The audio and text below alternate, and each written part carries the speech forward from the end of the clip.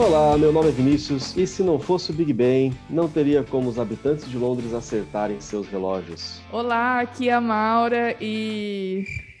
Eu ia falar uma coisa, eu esqueci. Deixa eu ver. Eu acabei de falar. Erros de gravação. Olá, aqui é a Maura e de acordo com alguns especialistas, eu sou feita de pó de estrelas. Oi, pessoal. Eu sou Rafael e estou aqui para, junto com vocês, expandir a mente. Sejam muito bem-vindos ao segundo episódio do Origens Podcast de 2021. No episódio anterior sobre a Marie Curie foi nuclearmente contagiante. Se você não ouviu ainda, não perca mais tempo, a não ser que seja para terminar de ouvir esse episódio. Então, esse episódio promete ser explosivo. Aliás, olha só, não é mais somente sobre ouvir, né?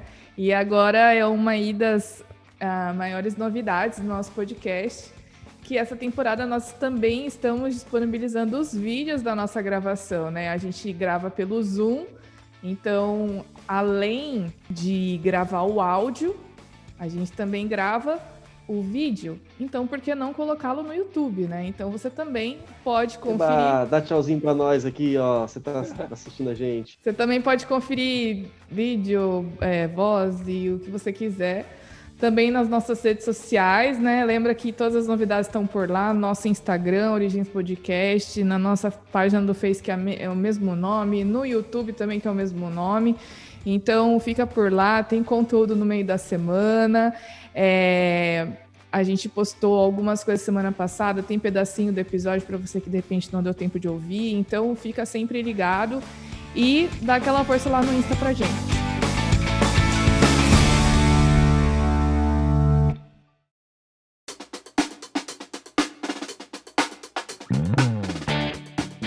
Mas vamos lá, nesse episódio nós vamos fazer uma viagem no tempo. Ou seria no espaço?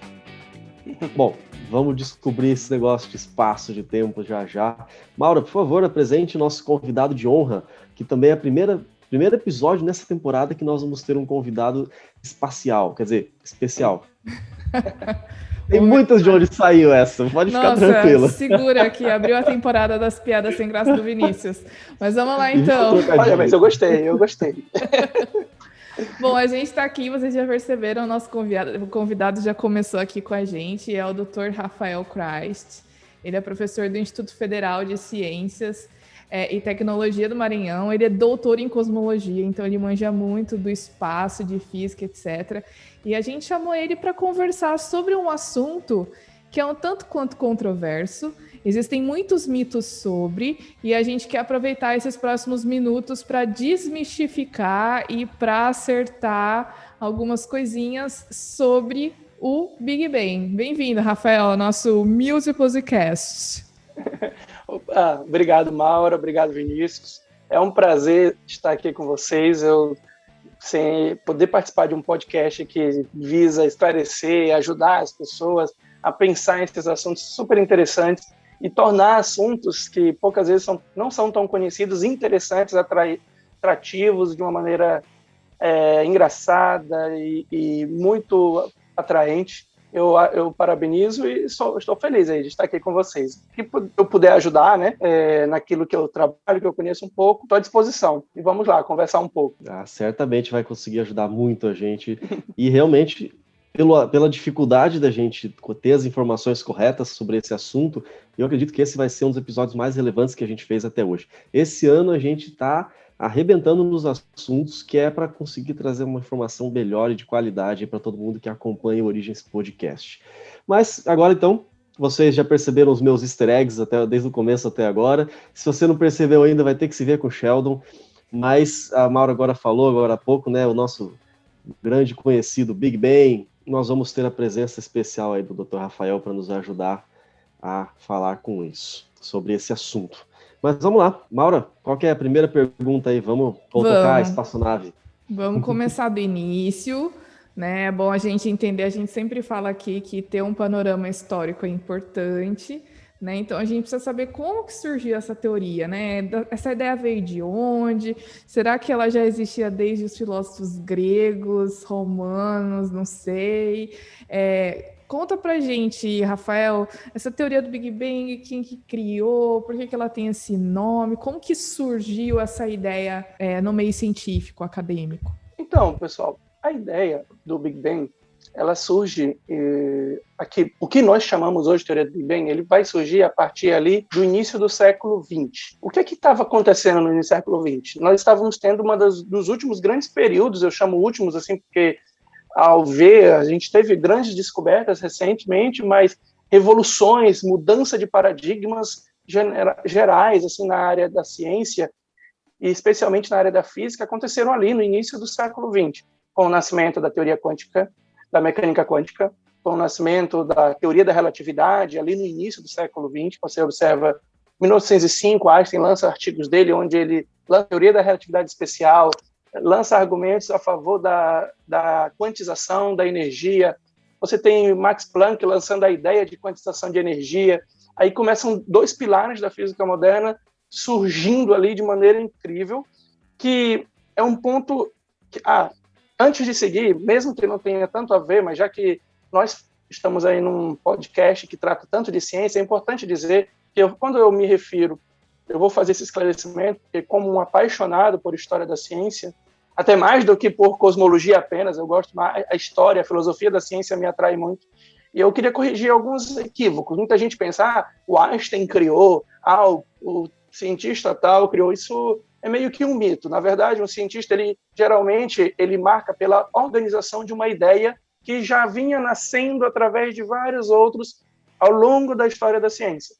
É o que aconteceu com Einstein, por exemplo, quando ele vai propor a relatividade especial, que já vou explicar por que ela está diretamente ligada ao Big Bang, mas quando você vai entender que a relatividade especial, a ideia de que, onde você vai explicar por que alguns fenômenos físicos que têm a ver com tempo, com espaço, eles não estavam podendo ser explicados só com a física clássica, e ainda estava em contradição com resultados de uma outra teoria muito bem fundamentada, o eletromagnetismo. E Einstein mostra isso através da relatividade especial. Mas aí, o que é que acontece? Ela é chamada de especial porque ela é limitada. Alguns anos depois, já quase assim, 10 anos depois, Einstein surge com uma nova teoria ampliada, que é a nova teoria de gravidade. Até aquele momento, a principal teoria de gravidade, ou teoria que descreve a interação gravitacional, ela era a teoria newtoniana, aquela que a gente aprende lá no ensino médio, ali no high school, a gente estuda um pouco sobre que a força, e tem a força de gravidade é igual a um Gzão. A maçã que caiu na cabeça do Newton. A maçã e tal, então você tem o Gzão vezes a massazinha, massa grande sobre a distância ao quadrado. Aquela fórmula Newton representa a gravitação newtoniana e ela reinou por muito tempo.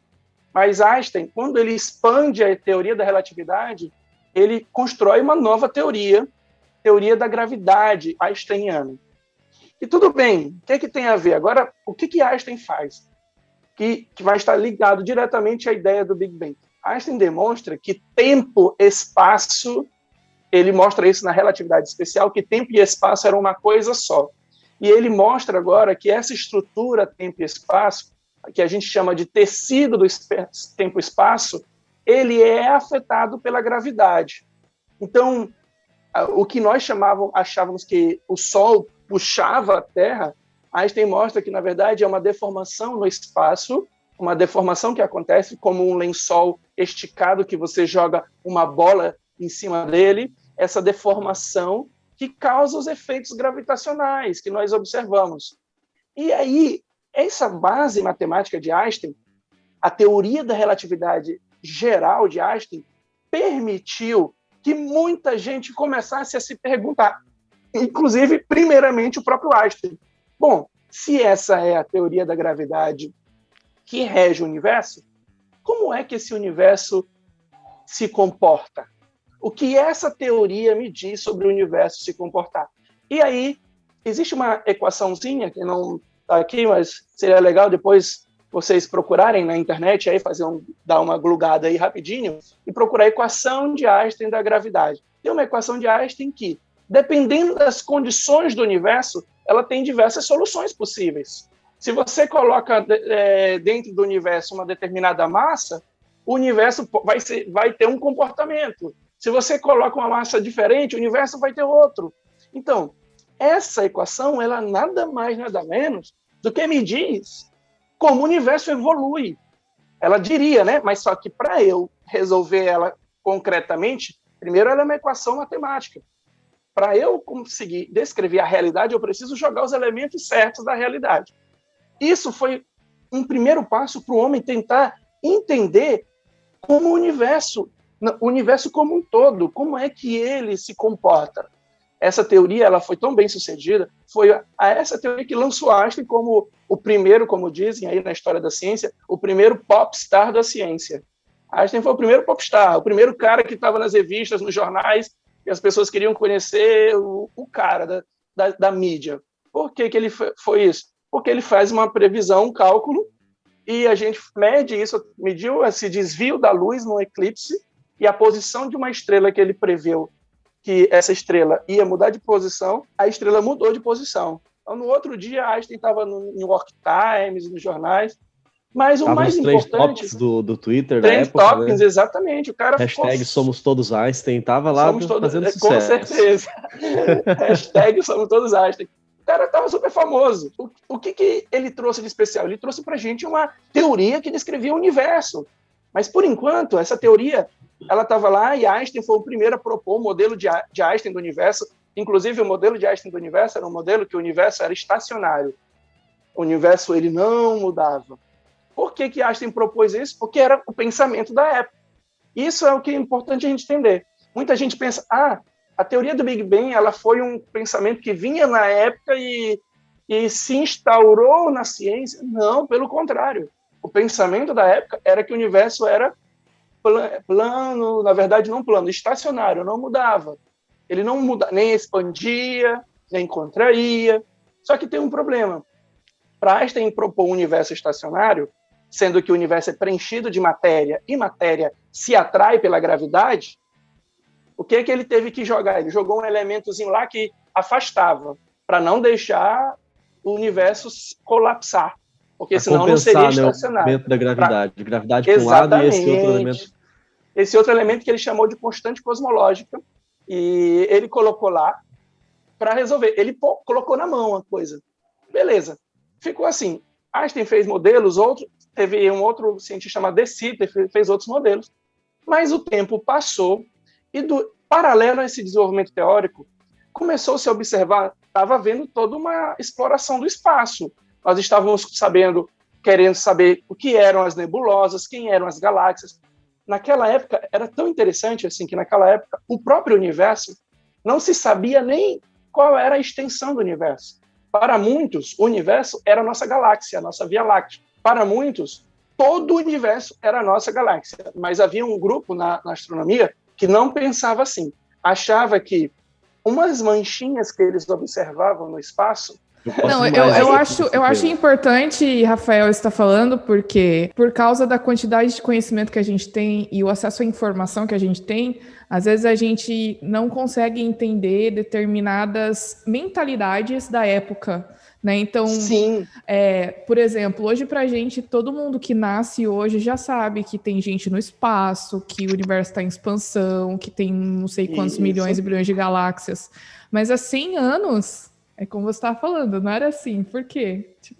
E quando a gente esquece esse procedimento, o maior pecado que nós cometemos é deixar de compreender como a ciência se desenvolve. E aí começam a nascer mitos, má compreensões, diversos mitos. E o que eu acho que é o principal fato da história da ciência é nos ajudar a entender esse procedimento, entender a ciência, entender a mente humana nesse procedimento, que tem fenômenos sociológicos, tem fenômenos de relações humanas, psicológicos, as influências. Por exemplo, Einstein jogou na mão da equação uma coisa que ele não tinha uma sugestão científica, não tinha uma informação científica que dissesse, não, Einstein, tem que ser desse jeito realmente. Não tinha nada dizendo assim. Mas aí, quando a gente pensa, o que estava acontecendo na astronomia? Tinha a teoria de Einstein na física, mas tinha na astronomia fervendo um debate. Na astronomia, qual é o tamanho do universo? É do tamanho da nossa Via Láctea? É maior? Aí existia uma teoria concorrente, que inclusive foi proposta oficialmente proposta, porque essa ideia, às vezes as teorias elas já existem há muito tempo, mas elas são melhores formuladas por alguns e passam a ser os responsáveis por ela. Mas Kant, Immanuel Kant, o famoso filósofo alemão, o Immanuel Kant, ele tinha proposto uma ideia de que umas manchinhas que tinham no espaço, chamadas na época as nebulosas, essas manchinhas, na verdade, poderiam ser outras galáxias. Isso seria um impacto enorme na astronomia. Quer dizer que, além da nossa, teriam outras galáxias mais distantes. E então existia esse debate na astronomia. Uma outra coisa que se estava descobrindo... Nós temos algumas galáxias que nós podemos ver, inclusive, a olho nu, né? A gente consegue observar a pequena nuvem de Magalhães, a grande nuvem de Magalhães, Andrômeda. Exato. São as mais próximas, né? Mas para eles, na época, elas faziam parte da nossa galáxia. Elas estavam dentro, eram reuniões, eram aglomeradinhos dentro da nossa grande galáxia. Então houve esse debate. Como se fosse uma nuvenzinha, dava essa impressão. Por isso que surgiu o nome de nebulosa, né? Exato, era uma nebulosa porque elas ficavam uma manchinha que tinha nas imagens. Esse era um debate que estava acontecendo. Outra coisa, aí essa descoberta foi sensacional. Vestor Schiffler, ele observa que as estrelas, quanto mais longe estavam, mais uma medida, a luz das estrelas pareciam se deslocar. O que eu quero dizer? Muita gente conhece uma coisinha chamada efeito Doppler. O efeito Doppler é aquele efeito que explica por que o som da ambulância, quando passa por nós, ele é diferente de quando ele está chegando. O efeito do som quando a ambulância se aproxima é diferente do som quando a ambulância está se afastando. Isso é porque o movimento da fonte da onda causa um esticamento ou uma compressão da onda, causando um efeito sonoro. Esse mesmo efeito acontece com a luz. E o Vestor Schiffler olhou que estrelas e objetos que estavam mais distantes tinham esse efeito. E aí, essa informação foi sensacional para a questão da teoria do Big Bang. Por quê? No debate que estava acontecendo, qual o tamanho do nosso universo? Quem resolve esse debate? Quem entra aí? Um astrônomo que eu gosto muito de um livro que eu tenho ali, eu recomendo muito, chamado O Big Bang, de Simon Sen. É um livro sensacional, porque é super fácil de ler e você vai entendendo a história da astronomia e dessa teoria do Big Bang. A gente coloca na descrição do episódio o nome e o autor, aí se alguém que está ouvindo se interessar pode ter acesso. Super recomendo. E o que acontece esse autor, ele chama de astrônomo titânico. Poxa, eu achei esse nome muito legal. Assim. Boa. Poxa, o cara é chamado de astrônomo titânico. E foi. Quem foi? O Edwin Hubble, famoso Hubble. O Hubble entra na história e ele consegue medir uma estrela da galáxia de Andrômeda através de um método que foi, inclusive, um procedimento no qual ele se baseou para medir essa distância foi identificado por uma mulher pouco conhecida, até dou a sugestão de vocês pensarem nela, pouco conhecida na ciência, chamada Henrietta Leavitt, uma mulher que era surda, olha só a questão da inclusão aí, né, que tanto se fala, surda, mulher, ela, analisando as fotografias, ela estabeleceu uma relação entre período e luminosidade de umas estrelas que brilhavam, assim, era chamada de variáveis cefeidas, elas brilhavam, e ela observou que o período dessas estrelas estaria relacionado com a luminosidade que a estrela tem lá, pertinho dela. Então, se nós medirmos a luminosidade da estrela aqui e soubermos a luminosidade da estrela que ela tem lá, a gente consegue saber a distância. Hubble usou essa técnica e percebeu que a galáxia de Andrômeda estava muito além dos limites da nossa Via Láctea. E aí, bum, o universo ganhou outra dimensão. Aí, Hubble ficou super famoso. Isso por volta de 1923. Mas chega em 29, Hubble faz algo mais sensacional ainda. Utilizando a ideia do Schiffler, ele mede a distância de outras estrelas mais longe, usando variáveis cefeidas e usando efeito Doppler, que eu já falei para vocês. Ele mede, e é muito importante esse tempo que eu estou gastando para que você entenda que a teoria do Big Bang não surgiu porque alguém simplesmente propôs uma coisa bizarra da cabeça dele. Ele mede e observa que as galáxias estão se afastando umas das outras. E elas não estão só se afastando de nós, elas estão se afastando uma das outras. E detalhe, quanto mais longe elas estão, mais rápidas elas se afastam. essa relação entre distância e velocidade de afastamento até ganhou o nome de Lei de Hubble-Lemaître, recentemente mudada para Lei de Hubble-Lemaître. Mas o Hubble faz isso. O que teve isso, Rafael? É que agora ele mediu que o universo estava como? Expandindo. As galáxias estavam se distanciando. Isso aí é medido. Onde entra aquela questão do efeito Doppler da luz, né? Que se essa galáxia ela está se afastando, o efeito que chega até nós da luz é um jeito. Se essa galáxia está se aproximando, o efeito é um jeito diferente, né? Exatamente. E ele ainda tem uma questão, porque muita gente... Existem dois modelos de dois efeitos. Existe o efeito Doppler cosmológico, que é aquele devido à expansão do universo, e existe o efeito Doppler de movimento peculiar, que é às vezes uma estrela tem movimentos próprios ali. O movimento dela, por exemplo, uma estrela ao redor de outra, elas estão se movendo ao redor da outra, tem um efeito Doppler, porque uma hora ela está indo para longe, outra hora está vindo para perto, entenderam? Esse é um tipo de efeito Doppler, que é diferente desse que o Hubble mediu. O que o Hubble mediu foi o efeito Doppler cosmológico, de todo o universo. Quando ele mediu isso, já havia um homem, e aí, pasmem, um padre cristão, que não tirou da Bíblia a ideia deles. Ele sempre defendeu isso. Não, eu não estou tirando da Bíblia. Mas o cristão pode fazer ciência? A gente bate às vezes nessa pergunta. Deve fazer ciência, é boa. A gente ouve muito, essa é uma crítica. Não, religião e ciência não pode estar misturado, né? Ou, se você quer inclusive que religião nega a ciência, né? Então, a gente ouve muito isso. Isso aí é tão bizarro, é como se você chegasse e dissesse, eu vou construir essa casa, eu construo a casa e digo, vem cá, morem aqui, porque eu não vou morar aqui.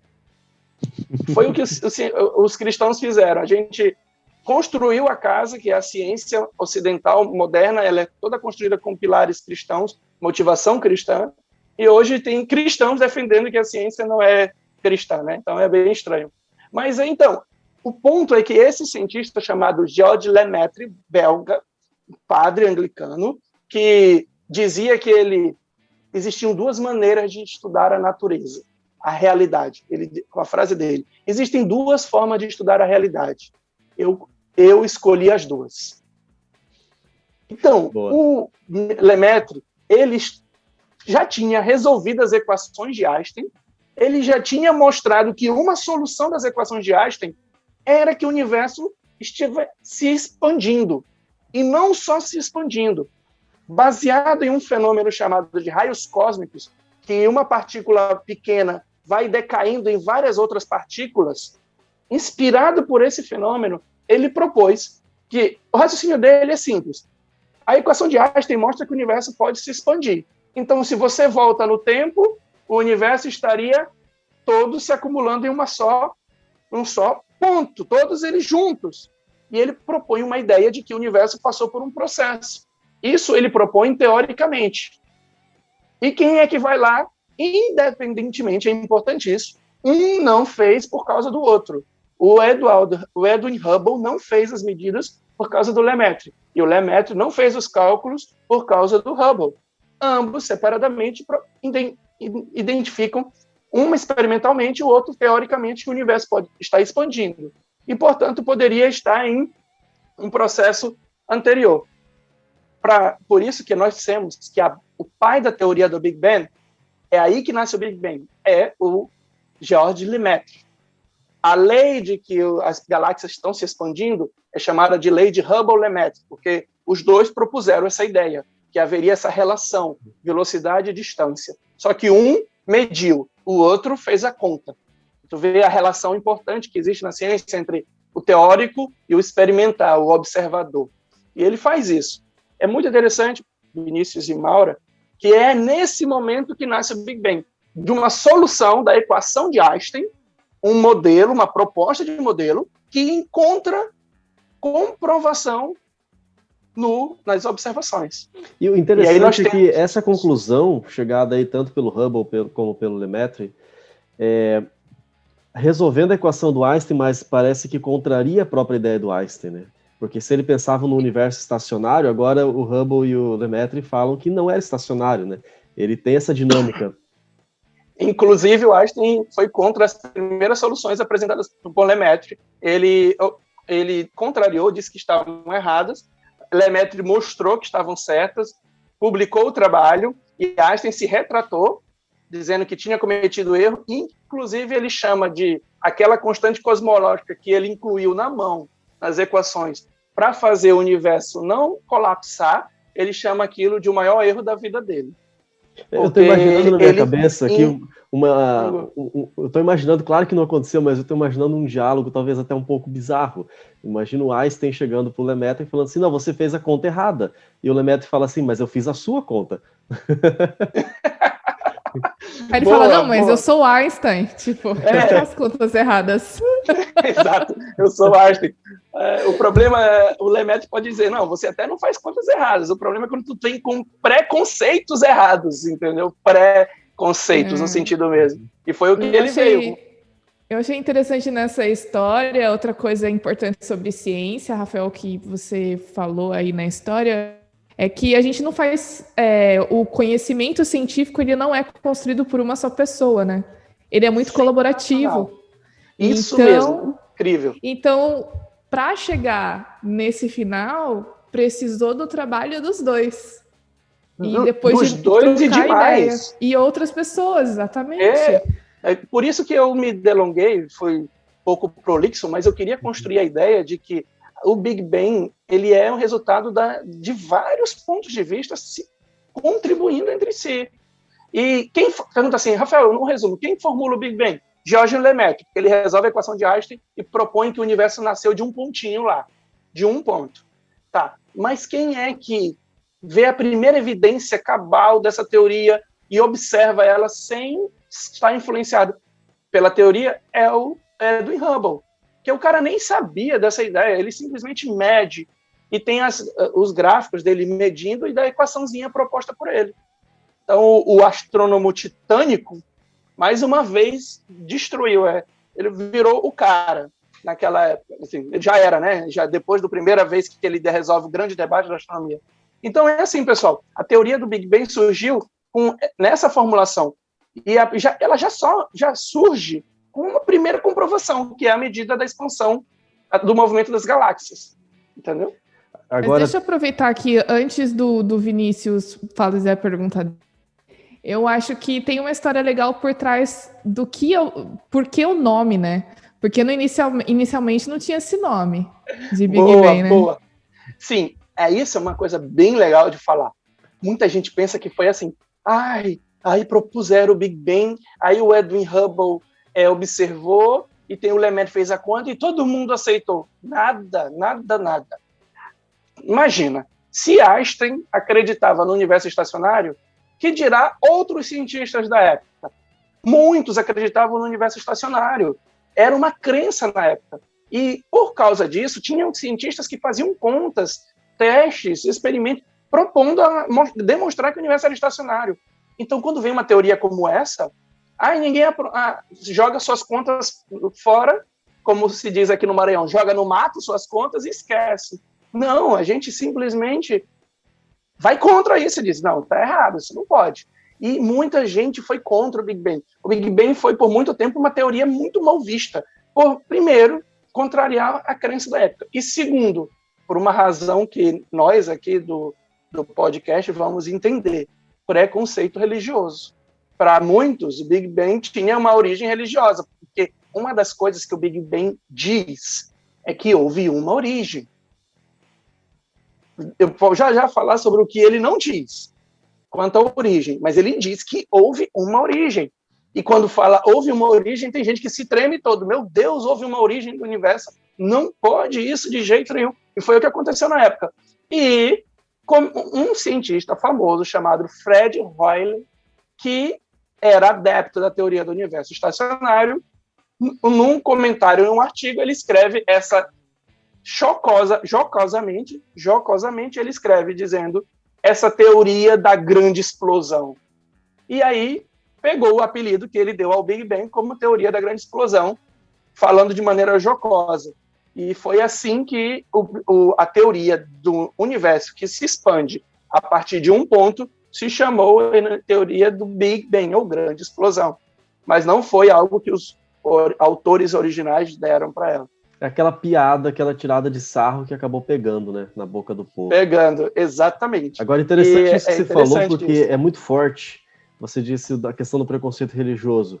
As pessoas, na época, associavam o Big Bang à religião, e por isso rejeitavam isso.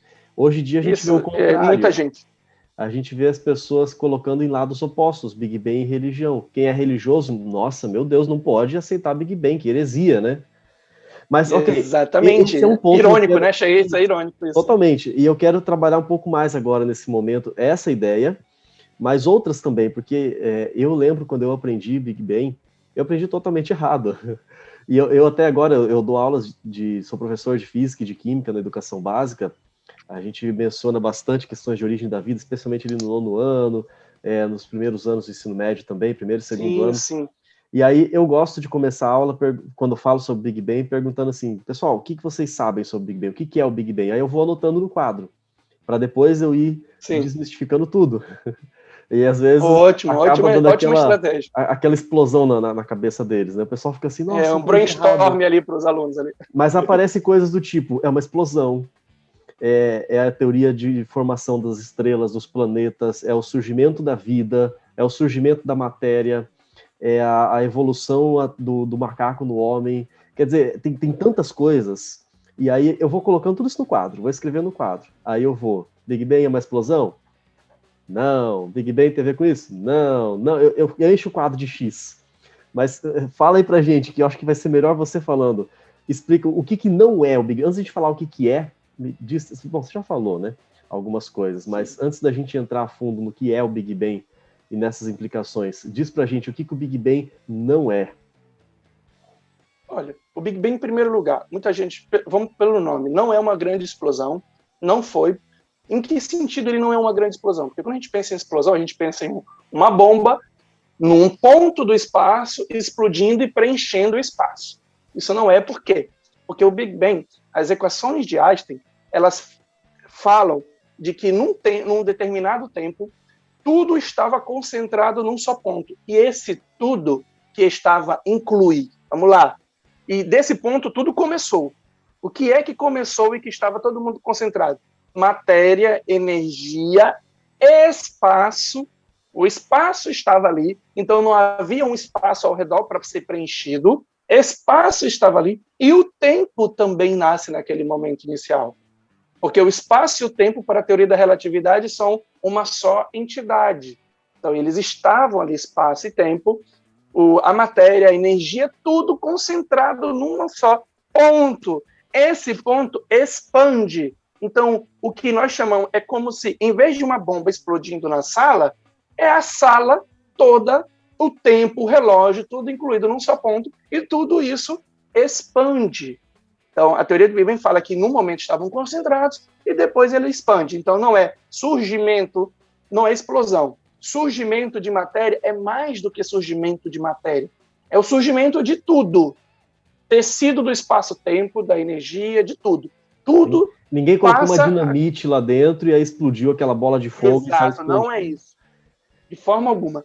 E o Big Bang tem a ver com o surgimento da vida? Não, não tem a ver com o surgimento da vida. Ele não fala de vida.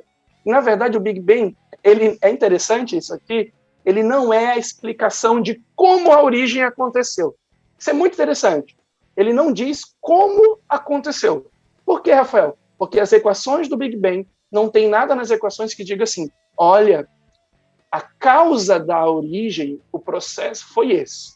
Não. Diz assim, a teoria original do Big Bang havia um momento em que o universo estava todo concentrado num só ponto e depois desse momento ele se expandiu. Observa que nós estamos dizendo que havia um início. Não como isso, por alguma razão, passou a acontecer.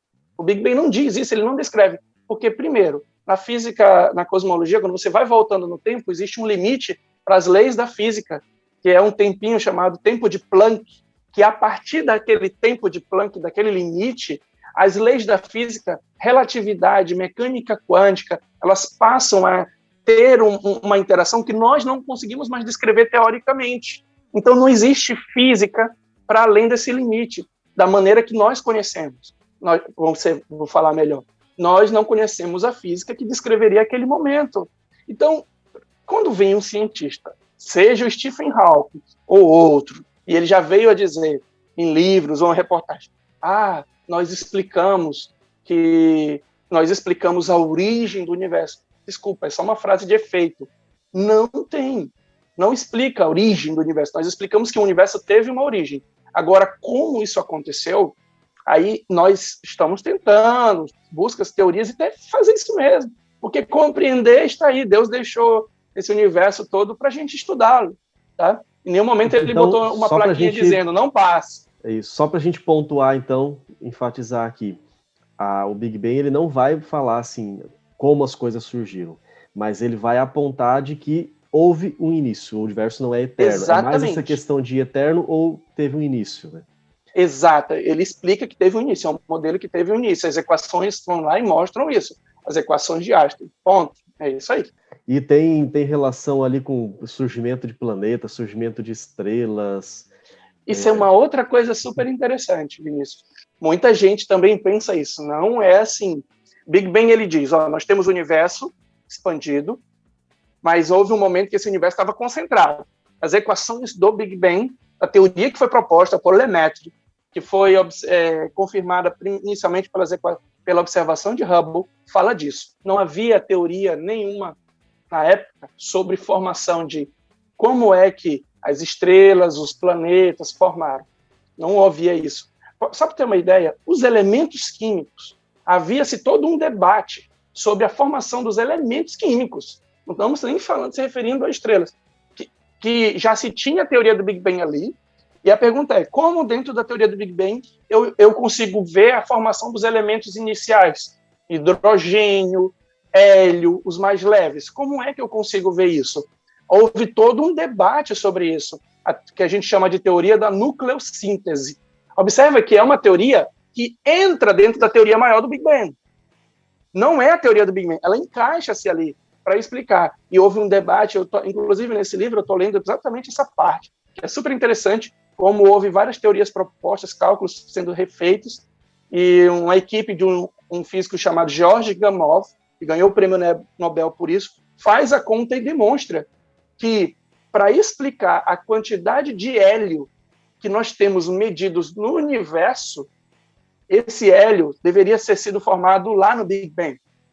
Ele não pode ser formado só nas estrelas, porque o hélio, dentro das estrelas, a gente tem a formação de novos elementos pelo processo de fusão. Você pega dois hidrogênios, funde, e vai isso acontecendo. Mas só o processo de formação de estrelas não é suficiente para explicar a abundância de hélio, que é quase 1/4 dos elementos químicos no universo inteiro.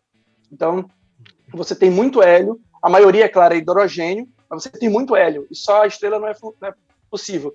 E quem foi que contribuiu interessantemente para essa aí foi o Fred Hoyle, que eu falei para vocês. Fred Hoyle fez contas sobre isso, tentando mostrar que a teoria do Big Bang era um erro, e ele tem até uma citação que eu uso nas minhas palestras, onde ele diz o seguinte: eu fui contra o Big Bang, teoria do Big Bang, sou contra, mas no meu cálculo, nas nossas pesquisas, se referindo à equipe dele, eu consegui mostrar evidências a favor dessa teoria. Ele fala de maneira irônica, porque ele mostrou que a teoria explicava. Então, é muito interessante isso. Mas eu estou te dando um exemplo, essa foi, só um parênteses, a segunda grande evidência a favor do Big Bang. A primeira foi a expansão das galáxias e a segunda foi a formação dos elementos químicos, a abundância de hélio. Então, pessoal, não é Big Bang que explica isso, é uma nova teoria que chegou. E aí a formação de estruturas como galáxias, aglomerados, como isso vem? Aí tem uma outra teoria chamada formação de estruturas. Eu tenho um livro bem aqui atrás de mim, com o título Teoria de Formação de Estruturas. Então, você tem a teoria do Big Bang, a ideia de que o universo veio de um ponto, das equações de Einstein. Dentro dessa teoria, você tenta entender como as estruturas se formaram. Porque se nós pensarmos o universo todo homogêneo, bonitinho, tudo bem distribuídozinho, como é que nós temos regiões com galáxias e grandes vazios no universo? Como isso aconteceu? Então, eles buscaram entender isso. Tá bom? Isso é uma outra ideia. Mas não é o Big Bang, propriamente dito. Então agora você que está ouvindo o Origens Podcast, essa aula sensacional sobre cosmologia, né? Posso falar assim? Você não vai mais falar que o Big Bang é uma explosão e nem que o Big Bang deu origem ao universo, matéria, vida, nada disso. São várias coisas, muitas coisas diferentes. Nem galáxias, nem estrelas. Tem teorias para tudo isso dali. O Big Bang, a gente usa às vezes um modelo didático como se fosse uma bexiga, né? O Big Você Bang vai é um enchendo modelo. a bexiga e a bexiga vai se expandindo. É como se fosse isso. Isso. O Big Bang é um modelo que explica a expansão do universo que nós enxergamos, como o universo se expandiu a partir de um ponto pequeno. Esse é o modelo teórico do Big Bang, resultado das equações. Tá lá. E das observações. Esse é o Big Bang. Tá? Muito bom. Isso é muito interessante, né? Agora, tem muitas pessoas que cometem um erro, Rafael, de fazer um combo assim, teoria da evolução, Big Bang, né? E aí tem outros modelos conceituais, por exemplo, sobre a origem do universo da vida, como tem o criacionismo. E aí muitas pessoas, por ter essa associação, né, esse combo aí, Big Bang, teoria da evolução, acabam achando que isso não tem nada a ver, ou que, como o Vinícius disse, seria uma heresia você, por exemplo, se dizer cristão e que aceita o Big Bang. Eu ouvi, inclusive ontem, estava assistindo um vídeo aí, um pastor tipo, fazendo um comentário como se o Big Bang, assim, não pudesse ter acontecido. Agora, a pergunta é o seguinte: existe uma relação entre o Big Bang e a teoria da evolução, e uma pessoa que se diz cristã, de acordo com a Bíblia, seria errado, por exemplo, eu, Maura, como cristã, aceitar o Big Bang como explicando a origem do universo, mesmo que tendo sido provocado, por exemplo, por Deus? Não sei. Olha, o que a gente poderia falar sobre isso? Bom, primeiramente, sobre a evolução. É um pensamento bem simples. Depois do que a gente acabou de comentar, né? Essa longa parte que a gente explicou. A teoria da evolução, pelo que eu compreendo, não é muita coisa, ela lida com o processo de evolução da vida na Terra, certo? Nesse planetinha. O Big Bang lida com o processo de como o universo chegou até aqui. Eu pensaria na evolução do universo, na palavra evolução, pode ser. Talvez por não encontrar no português uma outra palavra que descrevesse um processo, porque o Big Bang descreve apenas o processo de como o universo era e como ele se tornou o que é. O universo como um todo, essa estrutura como um todo, não as partes íntimas. Então, para o Big Bang, não tem nada a ver com o que está acontecendo num planetinha minúsculo que, para o universo, é menor que um grão de areia. Eu tenho uma série de palestras que eu faço, chamada Mostre-me Deus, onde eu tento fazer uma contemplação do universo, algumas coisas assim, e aí a gente faz reflexões sobre isso, um pouco filosóficas, teológicas, sobre isso. Mas o que eu gosto de trazer uma informação nessa série de palestras que pouca gente sabe, que os astrônomos já calcularam uma expectativa de qual é o número de estrelas que tem no universo. E eles demonstraram que há mais estrelas no universo, na verdade, há 10 vezes mais estrelas no universo do que grãos de areia em todas as praias do planeta. Isso aí já foi conta feita. Tá? Uma estimativa, claro, não é uma conta exata, é uma estimativa. Então para você que está ouvindo agora o Origens Podcast, termina de ouvir esse episódio, mas depois você vai numa praia, começa a contar todos os grãos de areia e faz um tour aí por todas as praias. Quando você chegar nessa resposta, aí você pode ficar sabendo que tem mais estrela do que isso. Exatamente. Multiplica por 10. E multiplica por 10. Tudo que você contou Eu gosto de dizer algo assim também. Você que se acha o último biscoito do pacote, lembre-se que tem mais estrelas do que grãos de areia, e você é menor que um grão de areia para o universo. Então, por favor, vamos baixar a bola um pouco. O último biscoito do pacote é o que está mais quebrado, né? Exato. O ponto, assim, pessoal, para a teoria do Big Bang, como está acontecendo o processo de evolução da vida num planeta, não tem nenhum significado. é como eu até estava conversando com o Vinícius antes do início aqui, para a cosmologia, a gente não se preocupa tanto com pequenos elementos do cosmos, como planetas, estrelas, porque para a gente olha o universo como um todo. Então, a teoria do Big Bang não lida com isso. Sobre a teoria da evolução. Então, tem relação nenhuma.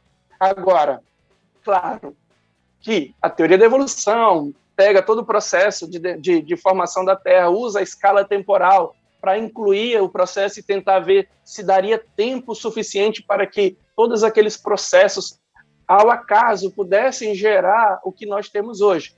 Tá bom? Mas, de maneira alguma, o Big Bang tem qualquer dependência ou relação, ou vem de teoria evolucionária. Tá? Inclusive, como eu falei para vocês na história do Big Bang, ele foi acusado de ser ter um viés religioso. Tá? Aí, a próxima questão que a Maura defendeu, como ela se relaciona com outros modelos, por exemplo, o criacionismo? Olha só, e um cristão que acredita no criacionismo, como você falaria? Olha, primeiro eu pediria para ele verificar direitinho se quando a gente vai ler o livro de Gênesis fala sobre criação do universo. Porque da forma que eu sempre li e que eu já assisti a alguns estudantes, não fala sobre criação do universo. Explica a criação do universo. Diz apenas o seguinte: no princípio criou Deus, os céus e a terra. Eu gosto de entender que esse momento está só dizendo que Deus criou tudo. Pronto, beleza. O resto não me parece nenhuma descrição do universo, do processo do universo. É a criação do planeta. É tudo lidando sobre o planeta. Então, os 7 dias, o processo da criação em 7 dias... Parece que ele dá um pulo, né? Ele fala que primeiro Deus criou o universo, ponto. Agora, essa é outra história. Agora, vamos para a Terra, né? A gente sabe que ainda mesmo dentro do criacionismo tem várias teorias relacionadas com isso dali, né? Isso é bem lembrado. Ainda tem uma outra visão que eu acho interessante, que diz que mesmo essa parte inicial nem é sobre o universo. Essa parte inicial é sobre a Terra. Diz, no princípio criou Deus, os céus e a Terra. E a Terra era desse jeito logo quando ele criou. Isso é verdade. Aí a pergunta é, quanto tempo demorou isso para ele começar a fazer alguma coisa que está ali na Bíblia, nós temos a escala temporal. Agora, e aí, Rafael, o Big Bang fala disso? De maneira nenhuma, muito pelo contrário. Agora, há vários textos bíblicos que falam que Deus criou o cosmos. Outros textos, você pode ir em Hebreus, Paulo, tem algumas citações que dizem que o cosmos foi criado por Deus. E eu acredito nisso perfeitamente. E o que nós sabemos é que houve um momento de criação.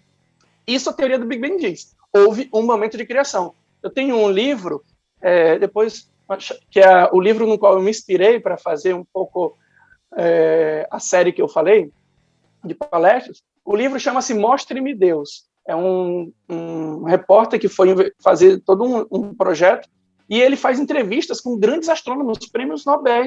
E eles falam que realmente o Big Bang diz que houve uma criação, houve um momento de criação. E isso é o que incomodou e incomoda muita gente até hoje. Vocês sabiam que até hoje nós temos astrônomos, físicos, são contrários à teoria do Big Bang e eles ainda defendem que ele tem um viés religioso, a teoria do Big Bang.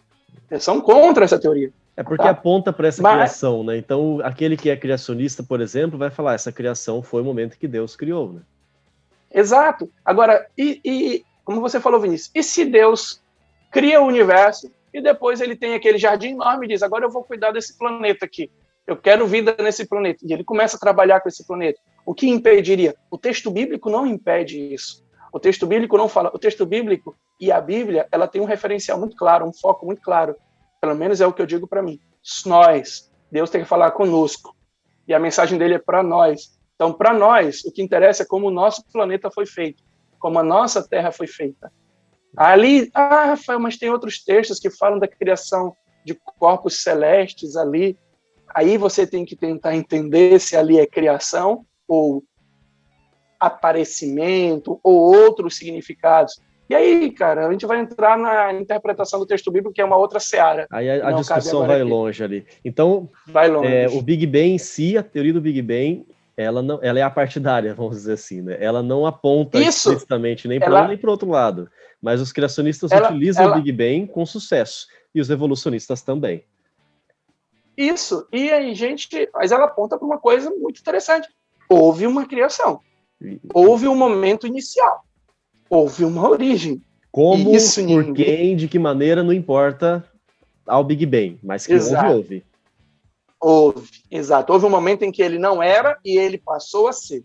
Agora, por uma isso pergunta que tem uma pergunta que... Rapidinho, Vinícius, nós recebemos uma crítica muito interessante sobre o Big Bang de ateus ou críticos da religião que diz, tá bom, e antes do Big Bang, o que tinha? Essa pergunta é um clássico. Tipo, quem criou Deus, seguinte, né? Quem criou Deus, então, tal. Beleza, vamos só fazer um detalhe. Amigão, o Big Bang diz como o tempo nasceu. Então, a tua pergunta perde o sentido de o que acontecia antes do Big Bang, porque eu não tenho linha temporal ali para antes do Big Bang. Então, eu não posso nem fazer essa pergunta. Agora, nossa, sensacional. Minha cabeça já está explodindo aqui, está expandindo. Não está explodindo. Eu te falei, né? Vamos expandir a mente, né? É isso aí, mas deixa eu fazer uma pergunta que nem estava no nosso roteiro aqui, mas até se você quiser responder em outro momento também, tranquilo. Mas eu acredito que você vai conseguir responder. Por que a teoria do Big Bang é chamada de teoria? Por que ela não é uma lei natural, por exemplo? Olha, essa aí nós entraríamos numa questão sobre como uma coisa se torna uma lei. Porque nós temos que... E a lei teria que ter tudo comprovado, né? Bem resumidamente, teria que ter uma comprovação. Teria que ter uma comprovação. Lidar com o universo tem uma peculiaridade que pouca gente percebe, que me atrai muito, porque a gente precisa pensar sobre a pesquisa. Na cosmologia, o universo ele é um experimento de uma só vez. Você não tem... É um único experimento e que ele acontece e você não pode reproduzir. Você não pode comparar com outros, você não pode extrair uma lei ali, comparando diversos processos e tentar extrair um teste. Você tem um só objeto, o universo acontecendo. O que nós temos é que nós temos a melhor teoria para descrever a gravidade, que até agora só teve sucesso. É muito interessante isso, a teoria da relatividade geral de Einstein só teve sucesso. Recentemente, nós tivemos um prêmio Nobel, foi sobre a descoberta das ondas gravitacionais, que era uma das grandes previsões da teoria da relatividade, que ainda não tinham sido comprovadas e foram, tá? Nós tivemos um prêmio Nobel por causa disso, mas é uma teoria sensacional, incrível. Até tem um outro livro de um especialista em relatividade, que ele escreveu um livro chamado A Teoria Perfeita, é a teoria da relatividade. Beleza. Baseado na solução dessa teoria, nós temos um modelo. Esse modelo, até agora, por que ele é modelo, Vinícius? Porque até agora, todos os testes feitos comprovam esse modelo. Todas as observações se encaixam nesse modelo. Mas e se, por exemplo, tiver alguma que não se encaixa? Eu descarto o modelo? A princípio, não necessariamente. Porque você deve entender se o não encaixar é um problema do modelo, é da teoria, o que está é da experiência, o que está acontecendo? Ou será que eu não tenho uma maneira de encaixar esse novo resultado? Era, por exemplo, as acusações contra o Big Bang na época. Como ele formaria os elementos químicos? Aí você construiu uma teoria que encaixou perfeitamente com a ideia do Big Bang. E o Big Bang se manteve. Então, nesse sentido, Vinícius, ele é um modelo, porque você não tem como afirmar que ele é uma lei, mas ele é uma explicação matemática, é uma solução da equação, e que está em harmonia com todas as observações feitas até aqui. É a melhor explicação Entendeu? Que a gente tem hoje, mas, assim, não responde todas as perguntas ainda, né? Não responde todas as perguntas, mas aí a pergunta, quando não responde porque é uma falha na teoria, é porque a gente... vou te dar um outro exemplo. A teoria de formação de estruturas. Como é que nós explicamos que as estruturas foram se formando? Aglomerados de galáxias, as galáxias que foram acontecendo esses processos. É porque a explicação estava de que o universo, no início, ele não era homogêneo, bem distribuídozinho. Não, na verdade, havia pequenos grânulos ou regiões de maior acúmulo de energia ou de densidade no universo. Com o tempo, com o processo de expansão do universo, onde tinha uma regiãozinha com um pouquinho mais de densidade, o que ela fez? Atraiu outras massas para lá e criou regiões mais acumuladas ali. Porque nós temos galáxias, nós temos grupos de galáxias, que são regiões, número de entre dezenas de galáxias a 50 galáxias, você chama de grupo, e você tem estruturas maiores, que você chama de aglomerados. Você tem estruturas maiores ainda, onde você chama de superaglomerados de galáxias. Isso tudo no universo. Por isso que vai explicar aquele número maior do que os grãos de areia em todas as praias. Então você tem os superaglomerados de galáxias. Essas regiões de acúmulo de matéria, de regiões onde tem mais, e tem regiões com grandes vazios. Uma curiosidade que pouca gente sabe, nós estamos no meio de um grande vazio do universo chamado Laniakea. Laniakea é uma pronúncia difícil. Nós estamos dentro de um grande vazio ali do universo. Então, existem regiões de vazio e existem regiões de acúmulo de galáxias. A pergunta é, como isso aconteceu? Se o universo era todo bem distribuído? É que ele não era tão bem distribuído. Havia flutuações quânticas no início, que geraram flutuações de densidade pequenas no início, bem pequenas, e essas flutuações de densidade, com o tempo, elas foram crescendo e atraindo mais matéria. E aí eu vou, mais um outro momento que tem nesse livro que eu falei para vocês, Mostre-me Deus, é que muita gente criticava o Big Bang dizendo o seguinte, mas nós nunca vimos essas ondulações de densidade de matéria. Nós nunca vimos isso. Como é que a gente pode acreditar que existia isso? Cara, isso é uma coisa sensacional. Os caras foram medir na verdade, seria a quarta evidência a favor do Big Bang. Vocês lembram aí? Não vou perguntar para vocês para não deixar vocês. Mas pontua de novo aí que a gente já vai anotar agora. Mas vamos lá. A primeira evidência do Big Bang foi a expansão das galáxias, Edwin Hubble, 1929. Segunda evidência do Big Bang, George Gamow, nucleossíntese, formação dos elementos químicos. Conseguiu explicar. Terceira evidência. Aí você diz, mas não eram as teorias, só que as teorias eram fundamentadas na ideia da evolução do universo proposta na relatividade. Então, eles se baseavam nela. Então, o Big Bang ele não explica, mas eles extraem dali a ideia da nucleossíntese. Tá? Terceira evidência, eu não falei. Por isso que vocês podem ficar perguntando, qual foi? Essa é a mais famosa de todas. É a radiação cósmica de fundo. Os caras tinham uma previsão que, se o Big Bang aconteceu, houve um momento durante um momento, o universo ele era chamado de escuro, era escura. Por quê? Porque os fótons, que são as partículas da luz, ficavam presas. Eles queriam se movimentar, mas era tudo tão denso. Imagina tu querendo andar dentro daquele metrô lotado ali. Então, você está tentando andar, você não consegue. É muito denso. Eram os fótons dentro desse primeiro plasma inicial. Que eu poderia usar a expressão sopa primordial, mas aí tem muitos que iriam se tremer aí, não pode, né? Mas tudo bem. Então, nesse plasma inicial, os fótons não se moviam, eles estavam presos, então o universo era uma era escura. Com o processo de expansão do universo, os fótons que estavam presos, saíram. E aí houve o que a gente chama de desacoplamento, os prótons se desacoplaram e se expandiram por todo o universo. Esses fótons lá do início que se expandem, nós conseguimos medir hoje. Inclusive, uma parte da televisão, aquelas antigas TVs que ficavam chiando, elas captavam um pouco desses fótons aí. Só que ninguém tinha medido, até 1960, ninguém tinha medido nada. Então todo mundo dizia, viu, essa teoria do Big Bang é furada, cara. Nunca mediram a radiação cósmica de fundo, tem toda essa previsão.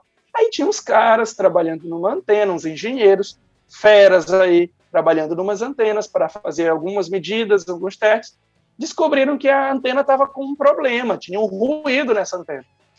Eles foram lá, observaram a antena, limparam a antena, tiraram o cocô de pombo que tinha, pegaram os pombos, botaram numa caixa, fizeram os pombos viajarem, mas os pombos voltaram, eles desmontaram a antena, montaram de novo, e o ruído continuava.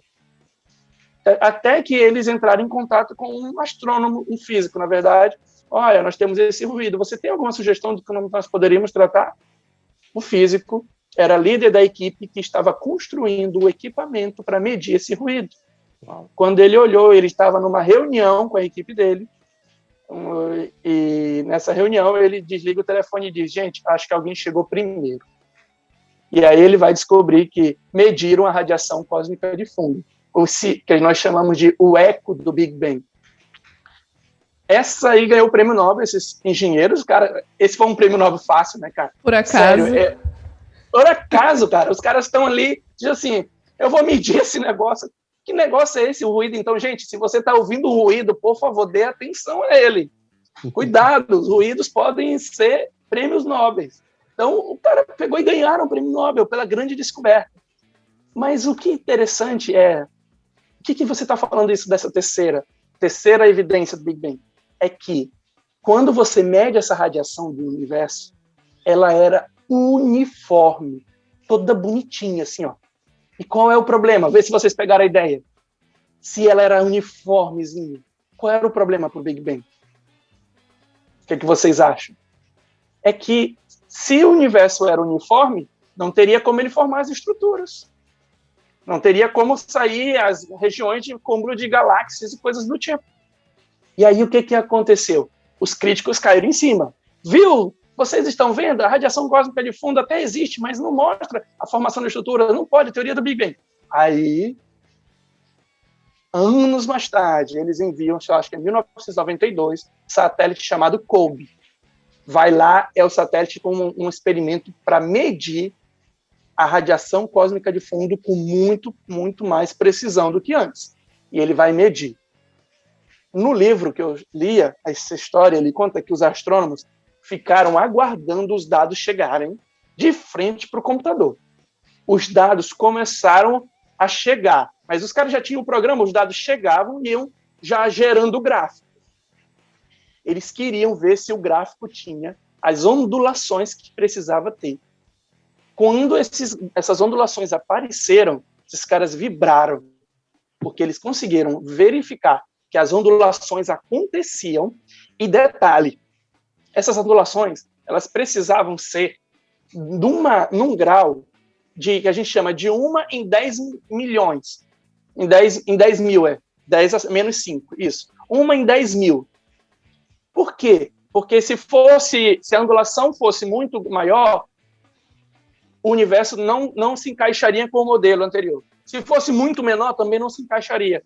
Eu não vou entrar em detalhes técnicos aqui. Mas quando você mediu aquelas ondulações, elas eram exatamente as que as teorias previam que deveria ser. Os caras vibraram.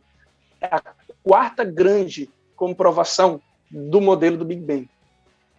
As oscilações que estavam acontecendo. Então, isso foi sensacional, cara. Tem uma quinta, mas eu vou deixar ela aí por curiosidade para vocês. Nós vamos ter que fazer uma parte 2 aqui para você explicar essa quinta.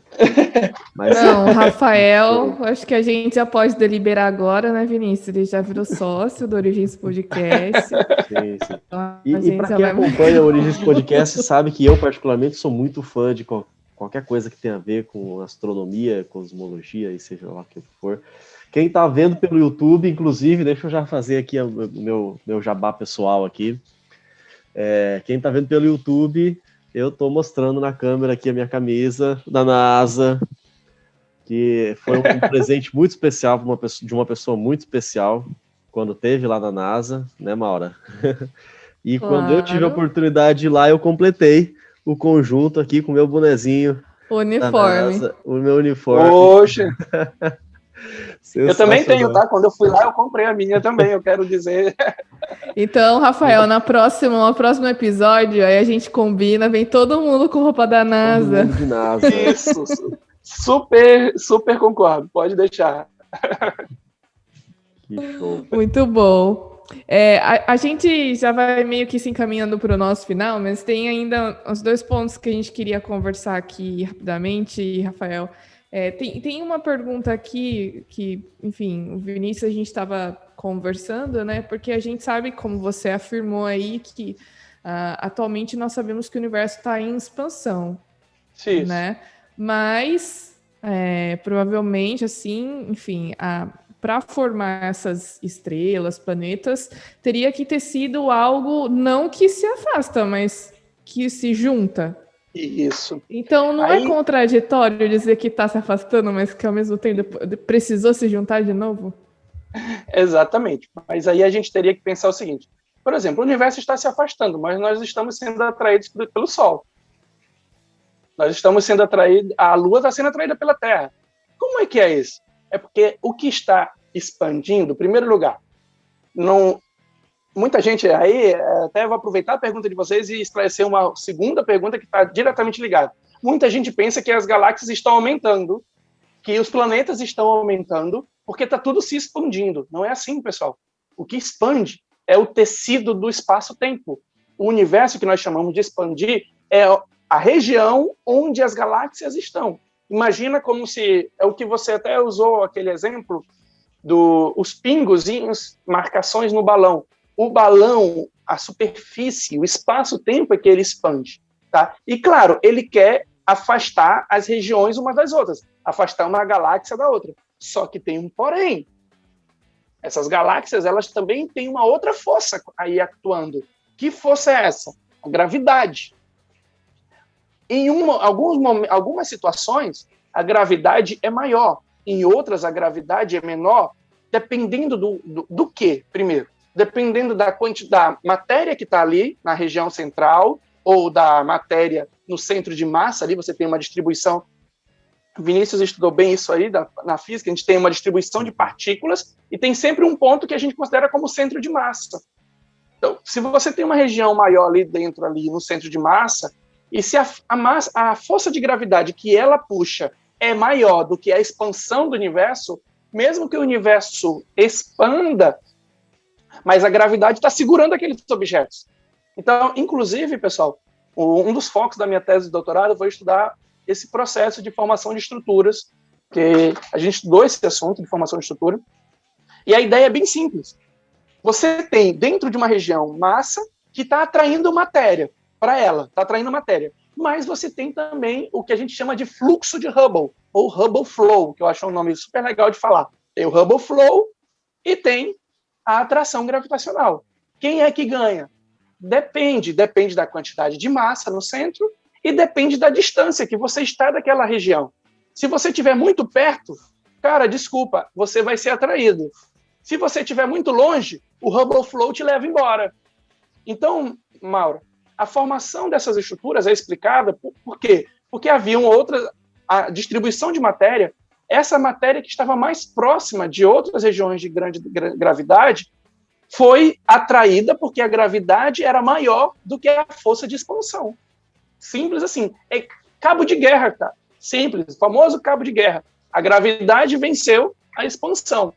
Inclusive, tem massas que estavam tão longe que não foram atraídas pela gravidade e seguiram a expansão. Entendeu? Então, é só um cabo de guerra. Bem simples. Certo. Agora, a segunda aqui, acho que é uma variação dessa primeira pergunta também. Tem a ver com essa atração gravitacional. A atração gravitacional depende, então, da massa. Quanto maior a massa, mais vai puxar. Então, se eu tiver uma massa muito grande como o Sol, por exemplo, que tem aí, acho que quase 99% da massa do nosso sistema solar é o Sol. Por isso que é fácil de entender, porque todos os outros corpos, planetas e tudo mais, estão orbitando ao redor do Sol. Mas se a gente puxar essa compreensão para o universo todo, como é que essas primeiras estrelas, ou essas primeiras galáxias, ou buracos negros, enfim, esses primeiros grandes centros de massa surgiram? Quando você tem uma massa muito grande, tá fácil você enxergar a gravidade puxando ali. Mas e antes, no começo? Vocês lembram, boa pergunta, vocês lembram que eu falei das sementinhas, das ondulações de gravidade, das perturbações de densidade? A palavra técnica é essa. A gente chama de perturbação porque era assim. Você imagina a distribuição de energia no universo bem uniformezinha, mas com alguns... Se você olhasse com uma pequena lupa, você ia ver que tinham regiões no início lá que tinham um pouquinho maior protuberância de gravidade. Você tinha uma região assim, uma protuberância maior. Tá. Você mas tinha pontinhos com maior densidade que outros. Seria suficiente para puxar outras coisas? Não, o problema é que com o tempo a expansão vai expandindo e esses pontos que têm mais massa atraem aqueles que estão vizinhos. Entenderam? Aqueles que estavam vizinhos. Os que estavam mais... O princípio é o mesmo. Os que estão mais longe seguem o Hubble Flow. Os que estão vizinhos a essa região de grande massa ou de pequenas ondulações de massa, esses que estão vizinhos são atraídos por ela e vão virando regiões de maior concentração, entendeu? Enquanto que algumas regiões vão ficando mais vazias, essas regiões vão ficando mais concentradas. E esse é o processo ao longo do qual o universo vai passando. Então a gente pode falar que é uma porção menor de massa, mas não tão pequena ainda a ponto de não poder atrair outras partículas. Sim, né? Porque esse conceito de ser pequeno ou grande vai depender dos teus vizinhos. Porque no início, pensa assim, ela era pequena para nós, para que a gente está enxergando hoje. Mas para os vizinhos, ela era uma região maior de densidade que atraiu os vizinhos. Pronto. Isso é o que nós tínhamos. Inclusive, nos modelos que nós temos e simulações, você joga essas pequenas sementinhas lá no início, as simulações seguem as equações de Einstein, você joga isso lá, e as simulações mostram que as partículas vão, com o tempo, se concentrando nessas regiões. Tá? E ainda tem um outro elemento aí no modelo, que depois é um outro podcast, que é o efeito da matéria escura, que é uma coisa o que é matéria escura e o efeito da matéria escura nesse processo, porque elas são primordiais nesse processo de formação de estruturas. O efeito da matéria escura. Legal. Então já temos a promessa do próximo episódio, que vai falar sobre matéria escura, energia escura. Isso, vamos falar sobre a... Temos a promessa de 10 episódios, no caso. Vamos falar sobre as trevas do universo, o que são a matéria escura e a energia escura. Então, aí eu já tenho a minha frase. Oi, pessoal, eu vim trazer as trevas para vocês. Excelente. Não, eu já anotei aqui, a Maura tá de prova, porque ela tá vendo o roteiro, eu já anotei. O título vai ser As Trevas do Universo. Mas é isso aí, Rafael. Muito obrigada, de verdade, por ter dado de presente esse tempo aqui, o seu tempo para nós.